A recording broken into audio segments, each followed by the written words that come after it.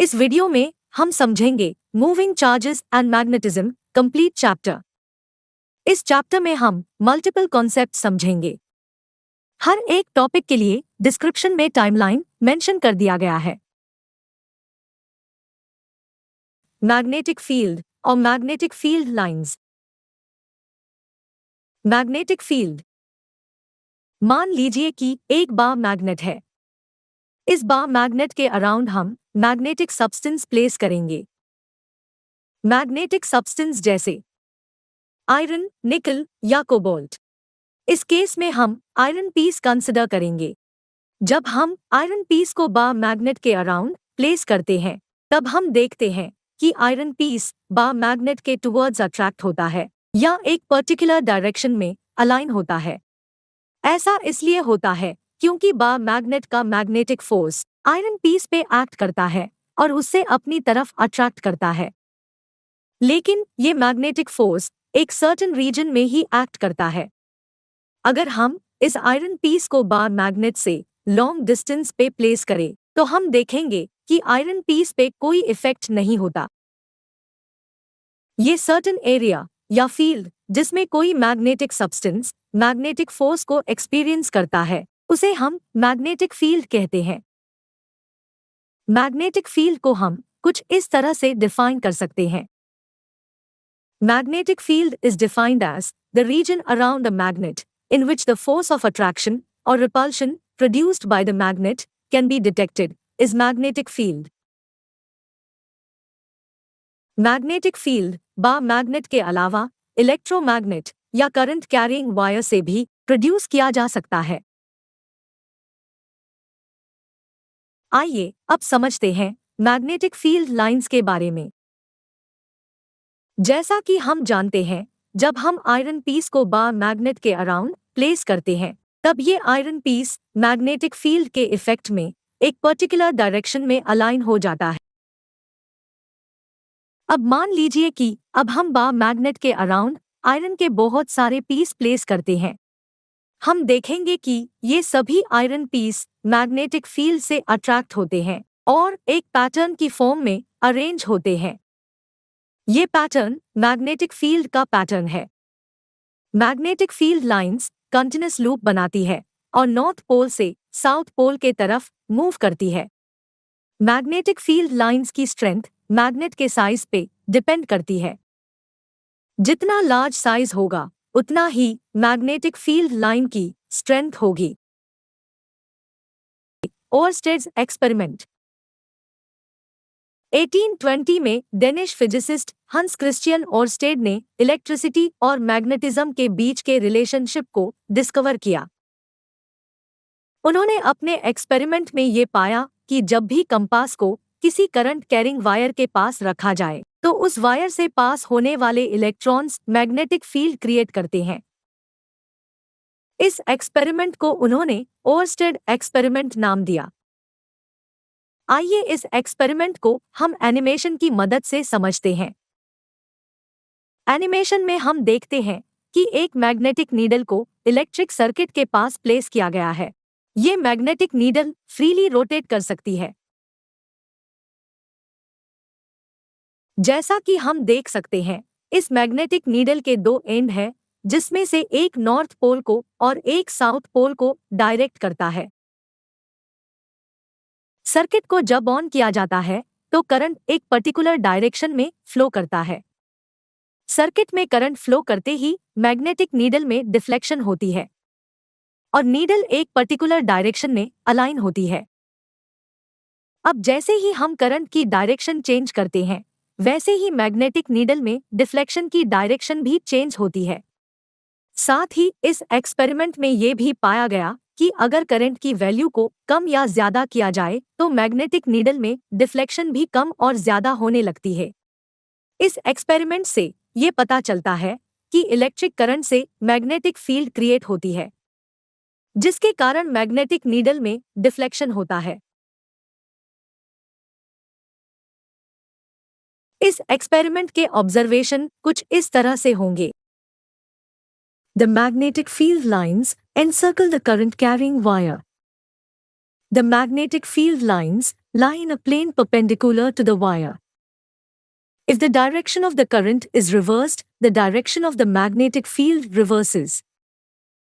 The strength of the field is directly proportional to the magnitude of the current. Bio-Savart's law. Bio-Savart's law एक equation है जो हमें ये बताता है कि किसी वायर से करंट पास होने पर मैग्नेटिक फील्ड कैसे क्रिएट होती है और ये करंट पे किस तरह डिपेंड करती है। बायो-सेवर्ट्स लॉ कूलॉम्ब्स लॉ के सिमिलर है और इस लॉ का यूज हम एटॉमिक और मॉलिक्यूलर लेवल पे मैग्नेटिक वैल्यू को कैलकुलेट करने के लिए कर सकते हैं। आइए इस लॉ को एनिमेशन की मदद से समझते हैं। एनिमेशन में हम देखते हैं कि एक वायर से करंट पास हो रहा है। अब क्योंकि वायर में इलेक्ट्रॉन्स फ्लो हो रहे हैं, जिसकी वजह से करंट बनता है।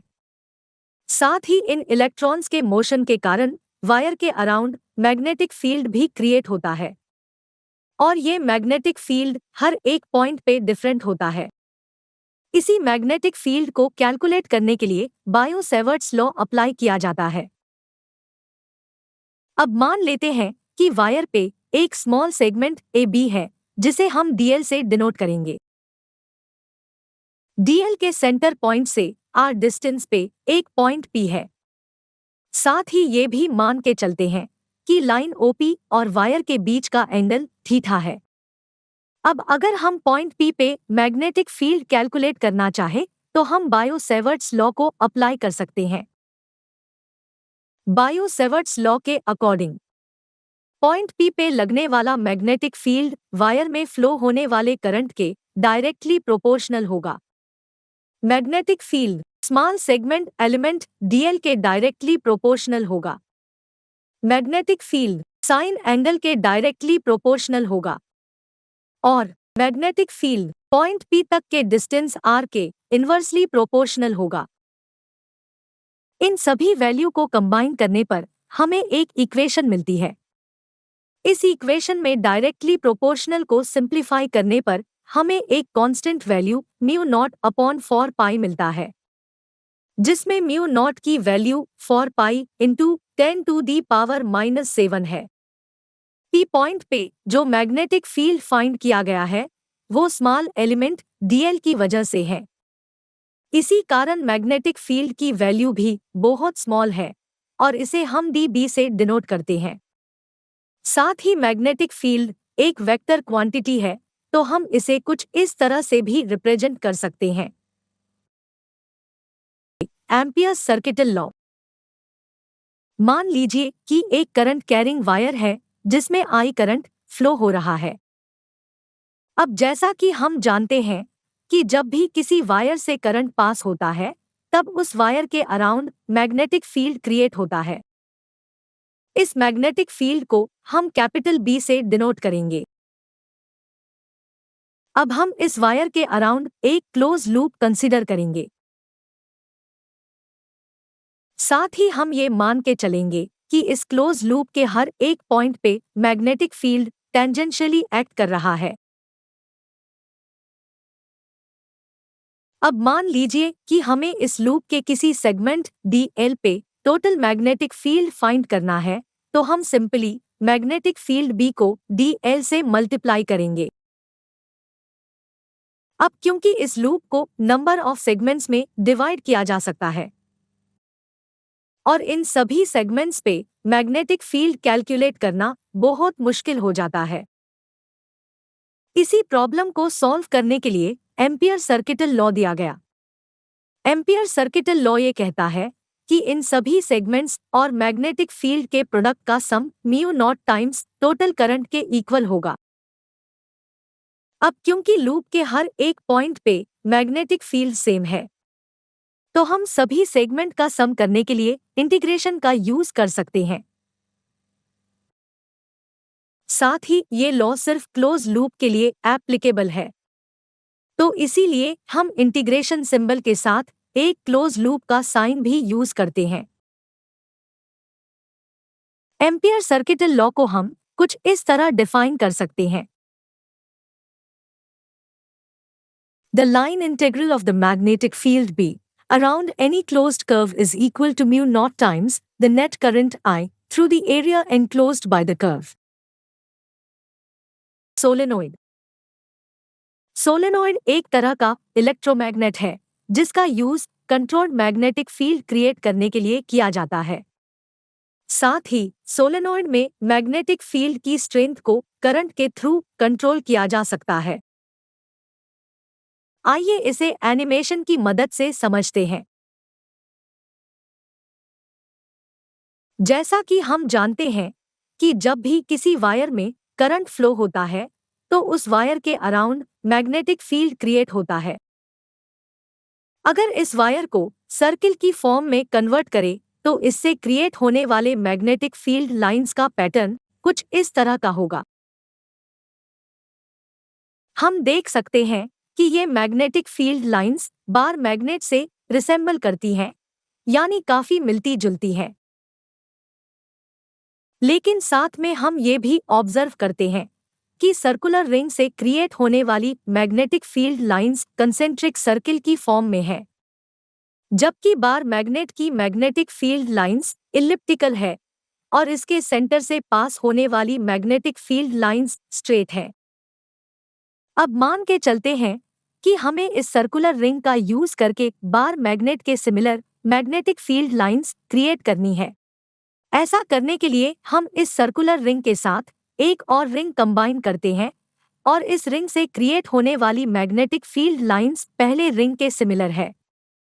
जब दोनों रिंग से क्रिएट होने वाली मैग्नेटिक फील्ड लाइंस कंबाइन होती हैं तो कुछ इस तरह का पैटर्न बनता है।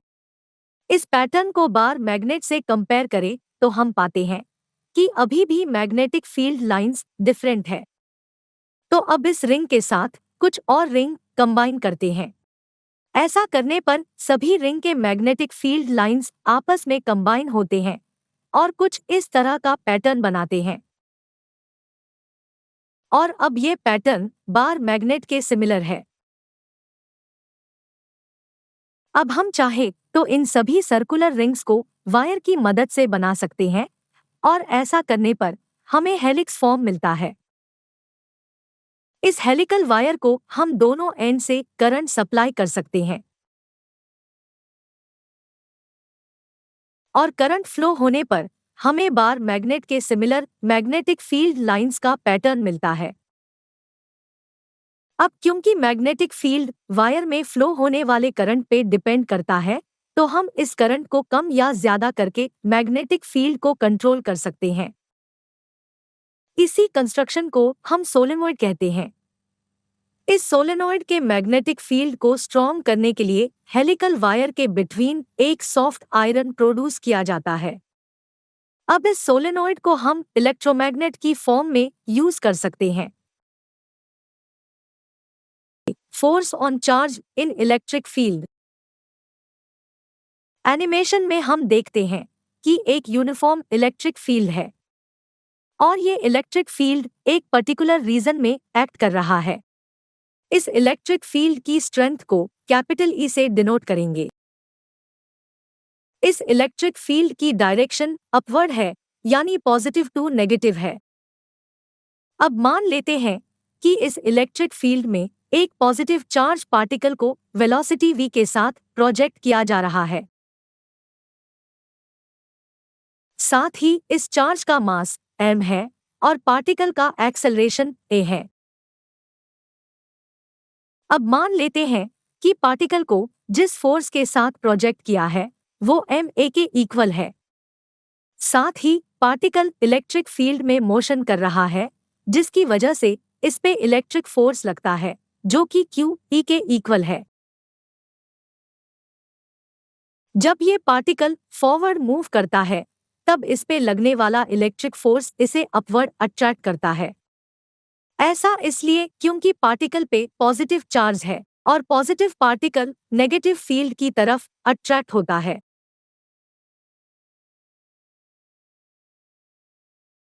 एनिमेशन में हम देखते हैं कि जब पार्टिकल इलेक्ट्रिक फील्ड में मूव करता है तब इस पार्टिकल पे दो फोर्स एक्ट करते हैं।